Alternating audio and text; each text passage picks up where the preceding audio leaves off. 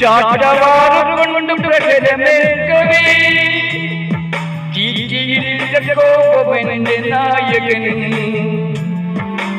ചാട്ടവാറുകൊണ്ടും പ്രകടമേൽക്കവേ കോപമെന്റെ നായകൻ അവൻ ശാന്തനായിരുന്നു അത് ശക്തിയായിരുന്നു